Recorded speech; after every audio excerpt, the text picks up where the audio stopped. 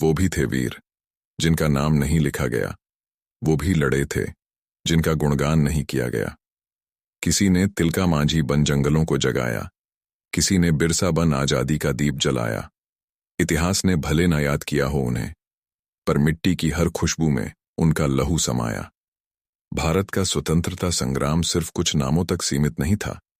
इसके पीछे अनगिनत वीर सपूतों का रक्त, त्याग और बलिदान छिपा है, जिनका नाम इतिहास की किताबों में नहीं लिखा गया, लेकिन जिनके संघर्ष ने आजादी की नींव रखी।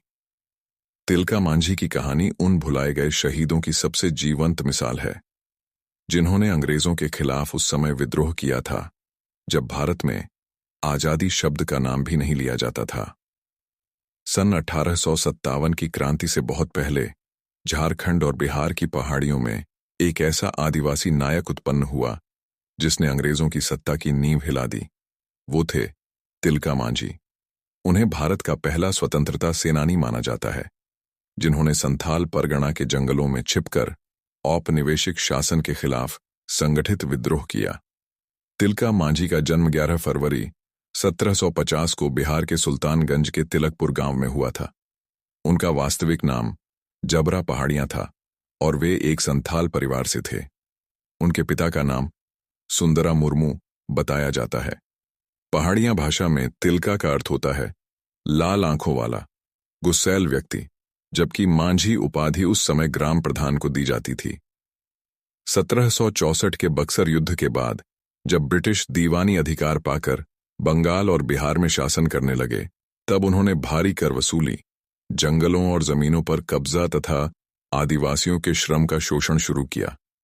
तिलका मांझी ने बचपन से ही इस अन्याय को देखा और किशोरावस्था में उन्होंने ब्रिटिश सत्ता के खिलाफ सशस्त्र संघर्ष छेड़ दिया। 1770 के भयंकर अकाल के समय, जब अंग्रेजी शासन टैक्स वसूली से भूख से तड़पते लोगों की मदद नहीं कर रहा था, तिलका ने हिम्मत दिखाते हुए अंग्रेजी खजाने पर हमला किया।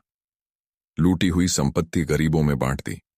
एक आदमी जो योद्धा होने के साथ गांव का मसीहा भी बन गया।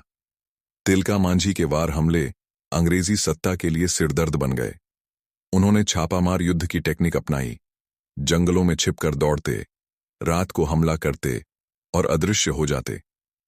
1784 में उन्होंने भागलपुर के कलेक्टर अगस्टस क्लीवलैंड को ताड़ के पेड़ पर चढ़कर जहरीली तीर से मार गिराया।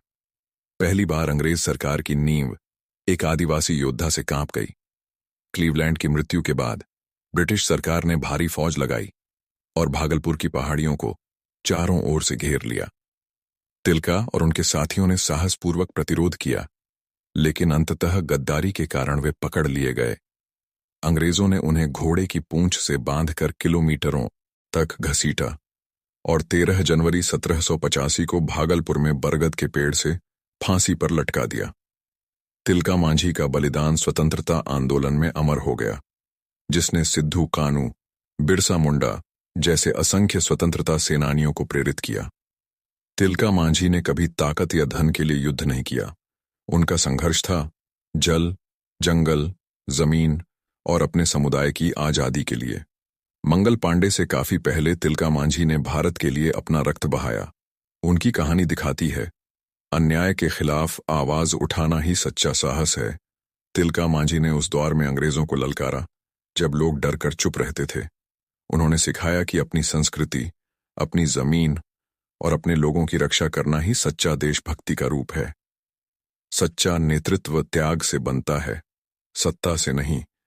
उन्होंने कभी ताकत या धन के लिए युद्ध नहीं किया। उनका संघर्ष केवल अपने लोगों के अधिकारों और आत्मसम्मान के लिए था।